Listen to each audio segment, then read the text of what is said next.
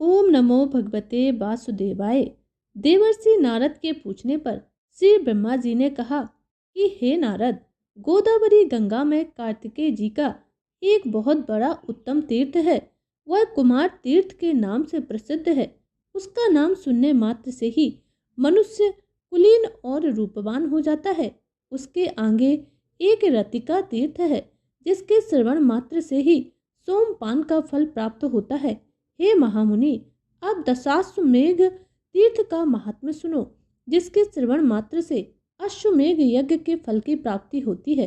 विश्वकर्मा के पुत्र महाबली विश्वरूप हुए। विश्वरूप के प्रथम नामक पुत्र हुआ। उसके पुत्र का नाम भवन हुआ और महाबाबू भवन सार्वभौम राजा हुए। उनके पुरोहित कश्यप थे, जो सब प्रकार के ज्ञान में निपुण थे। एक दिन महाबाहु भवन ने अपने पुरोहित से पूछा कि हे मुनि, मैं एक साथ ही 10 अश्वमेध यज्ञ करना चाहता हूँ। वह यज्ञ मैं कहाँ करूँ? कश्यप ने प्रयाग का नाम लिया और उन स्थानों पर यज्ञ करने को बताया, जहाँ श्रेष्ठ द्विज ने पूर्व काल में बड़े बड़े यज्ञों का अनुष्ठान किया था। राजा के यज्ञ में बहुत से ऋषि एवं पुरोहित ने एक साथ ही 10 अश्वमेध यज्ञ आरंभ कर दिए, परंतु उनमें से एक भी पूर्ण नहीं हो पाया। यह देखकर के राजा को बड़ी चिंता हुई। उन्होंने प्रयाग छोड़कर अन्य स्थानों में उन यज्ञों का करना आरंभ किया, किंतु वहां भी विघ्न दोष आ गए। इस प्रकार अपने यज्ञों को अपूर्ण देखकर राजा ने पुरोहित से कहा, देश और काल के दोष से अथवा मेरे और आपके दोष से हमारे 10 अश्वमेध यज्ञ पूर्ण नहीं हो पा रहे हैं। ऐसा कहकर राजा दुखी हुए और अपने पुरोहित कश्यप के साथ बृहस्पति जी के ज्येष्ठ भ्राता संवर्त के पास गए और इस प्रकार बोले कि हे भगवान, मुझे कोई ऐसा उत्तम उपाय या प्रदेश बतलाइए, जहाँ एक साथ ही आरंभ किए हुए 10 अश्वमेध यज्ञ मैं पूर्ण कर सकूं। तब महामुनि श्रेष्ठ संवर्त ने कुछ काल तक ध्यान करके महाराज भवन से कहा कि ब्रह्मा जी के पास जाओ, वही उत्तम प्रदेश तुम्हें बतलाएंगे। महाबुद्धिमान भवन महात्मा कश्यप को साथ लेकर ब्रह्मा जी के पास आ पहुँचे और हे नारद, मुझसे भी उत्तम देश आदि के विषय में प्रश्न करने लगे। उस समय मैंने भवन और कश्यप से कहा कि राजेंद्र, तुम गोदावरी के तट पर जाओ, वहीं यज्ञ करने के लिए पुण्यवान प्रदेश है। वेदों के पारंगत यह महर्षि कश्यप ही श्रेष्ठ गुरु हैं। इनकी कृपा और गौतमी गंगा के प्रसाद से एक ही अश्वमेध यज्ञ से अथवा वहां स्नान करने मात्र से तुम्हारे 10 अश्वमेध यज्ञ सिद्ध हो जाएंगे। यह सुनकर राजा भुवन कश्यप जी के साथ गौतमी नदी के तट पर आए और वहां अश्वमेध यज्ञ की दीक्षा ग्रहण की। वह महायज्ञ आरंभ होकर जब पूर्ण हो गया, तब राजा इस पृथ्वी का दान करने को तैयार हुए। उसी समय आकाशवाणी हुई, राजन, तुमने पुरोहित कश्यप जी को पर्वत, वन और कानन सहित पृथ्वी देने की कामना करके सब कुछ दान कर दिया है। अब भूमि दान की इच्छा छोड़कर अन्न दान करो, वह महान फल देने वाला है। तीनों लोकों में अन्न दान के समान दूसरा कोई पुण्य कार्य नहीं है। विशेषतः गंगा जी के तट पर श्रद्धा के साथ किए हुए अन्न दान की महिमा अकथनीय है। तुमने तो प्रचुर दक्षिणा से युक्त यह अश्वमेध यज्ञ किया है, इससे तुम कृतार्थ हो गए हो। अब इस विषय में तुम्हें अन्यथा विचार नहीं करना चाहिए। तिल, गौ, धन, धान्य जो कुछ भी गोदावरी के तट पर दिया जाता है, वह सब अक्षय हो जाता है। यह सुनकर सम्राट भवन ने ब्राह्मणों को बहुत सा अन्न दान किया। तब वे वह तीर्थ दशाश्वमेध के नाम से विख्यात हुए। वहां स्नान करने से 10 अश्वमेध यज्ञों का फल प्राप्त हो जाता है। उससे आगे पिशाच तीर्थ है, जो ब्रह्मवादिनी है। वह गोदावरी के दक्षिण तट पर स्थित है। अब नारद, मैं उसका स्वरूप तुम्हें बतलाता हूँ, ध्यान पूर्वक सुनो। हे मुनि श्रेष्ठ, ब्रह्मगिरि के पार्श्व भाग में अंजन नाम से प्रसिद्ध एक पर्वत है। वहाँ एक सुंदरी अप्सरा सांप से भ्रष्ट होकर के उत्पन्न हुई। उसका नाम अंजना था। उसके सभी अंग बहुत सुंदर थे, किंतु उसका मुख बानरी का था। केसरी नामक श्रेष्ठ बानर अंजना के पति थे। केसरी के एक दूसरी भी स्त्री थी जिसका नाम अद्रक था। वह भी साफ भ्रष्ट अप्सरा ही थी। उसके भी सभी अंग सुंदर थे, किंतु मुँह बिल्ली के समान था। आद्रिका भी अंजन पर्वत पर ही रहती थी। एक समय केसरी दक्षिण समुद्र के तट पर गए। इसी बीच में महर्षि अगस्त अंजन पर्वत पर आए। अंजना और आद्रिका दोनों ने महर्षि का यथोचित पूजन किया, जिससे प्रसन्न होकर महर्षि ने कहा, तुम दोनों वर मांगो। तब वे कहने लगी, हे मुनिवर, हमें ऐसे पुत्र दीजिए जो सबसे बलवान और श्रेष्ठ हों, सब लोगों का उपकार करने वाले हों। तथास्तु कहकर मुनि श्रेष्ठ अगस्त दक्षिण दिशा में चले गए। कुछ काल के बाद अंजना ने वायु के अंश से हनुमान जी को जन्म दिया। आद्रिका के गर्भ से नेति के अंश से पिशाच का राजा अद्र उत्पन्न हुआ। इसके बाद उन दोनों स्त्रियों ने उक्त देवताओं से कहा कि हमें मुनि के वरदान से पुत्र तो प्राप्त हुए, किंतु इंद्र के श्राप से हमारा मुख कुरूप होने के कारण सारा शरीर ही विकृत हो गया है।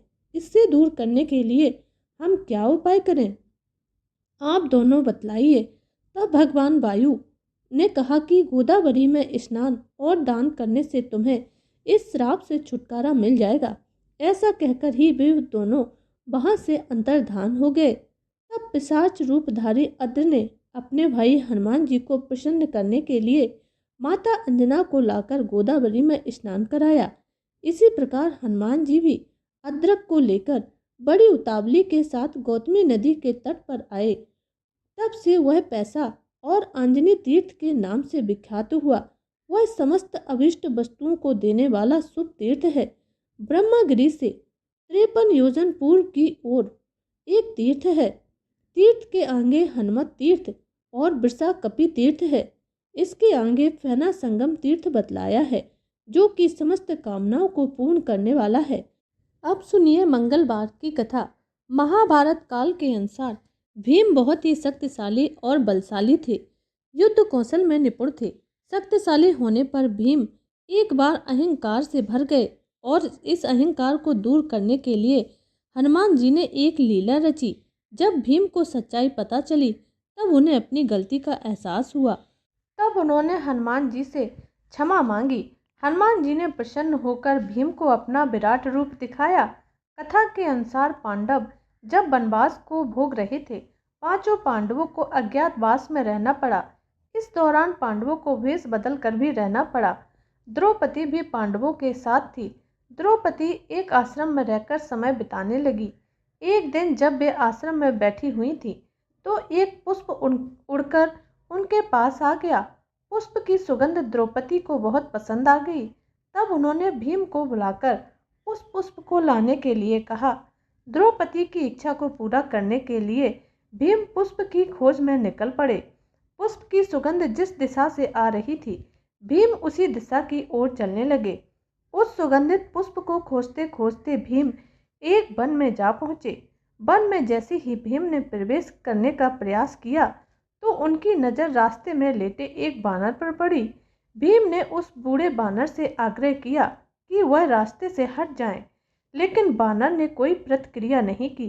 भीम ने फिर से वहां से बानर को हट जाने के लिए कहा, लेकिन इस बार बानर ने कहा कि वह बहुत कमज़ोर है, हिल डुल भी नहीं सकता है, इसीलिए लांग कर निकल जाओ। बानर के इस व्यवहार से भीम को बहुत क्रोध आ गया और वे अपनी शक्तियों के बारे में बताने लगे। भीम ने बानर को अपना परिचय दिया कि वे कुंती पुत्र हैं और पवन जी उनके पिता हैं और मैं श्री हनुमान जी का भाई भी हूँ। लेकिन यह सब सुनकर भी बानर पर कोई प्रभाव नहीं पड़ा। इधर भीम का क्रोध बढ़ता ही जा रहा था। उन्होंने बानर से कहा कि वो उन्हें और अधिक क्रोध ना दिलाएं, नहीं तो इसका परिणाम उसे भुगतना पड़ेगा। तब बूढ़े बानर का रूप धारण किए हुए बजरंग बली हनुमान जी ने भीम से कहा कि अगर उन्हें इतनी अधिक जल्दी है तो वे उनकी पूंछ उठाकर जा सकते हैं। भीम ने क्रोध में आकर उस बानर की पूंछ हटाने का प्रयास किया, लेकिन वे उसे हिला तक नहीं पाए। तब भीम को आभास हुआ कि यह कोई साधारण बानर नहीं है और फिर भीम हाथ जोड़कर उनके सामने खड़े हो गए और बानर से उनका परिचय पूछा।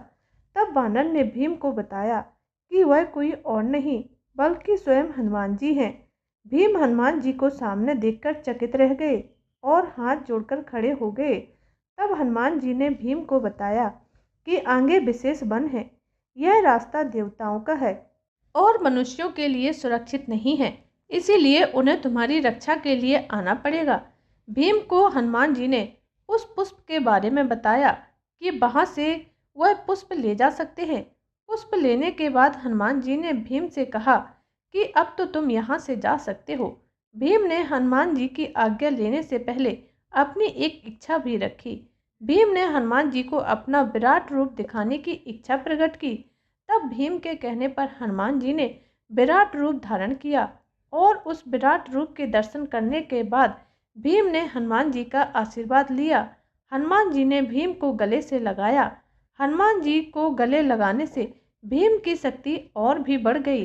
भीम ने हनुमान जी से आग्रह किया कि वह कौरवों के साथ होने वाले युद्ध में पांडवों का साथ दें, जिस पर हनुमान जी ने कहा कि जिस युग में मैं हूँ वह युग दूसरा था, उसमें मैंने श्री राम के लिए कई युद्ध किए थे। अब यह दूसरा युग है, यहाँ मेरा युद्ध करना सही नहीं है, इसीलिए मैं युद्ध में सम्मिलित नहीं हो सकता, किंतु युद्ध में पांडवों के रथ की ध्वजा पर मेरा वास होगा। इस प्रकार हनुमान जी महाभारत युद्ध में हमेशा ही श्री कृष्ण और अर्जुन के रथ की ध्वजा पर विराजमान रहे हैं और अर्जुन पांडवों के रथ की रक्षा करते रहे हैं। तो बोलिए राम भक्त हनुमान की जय, सिया बलराम चंद्र की जय।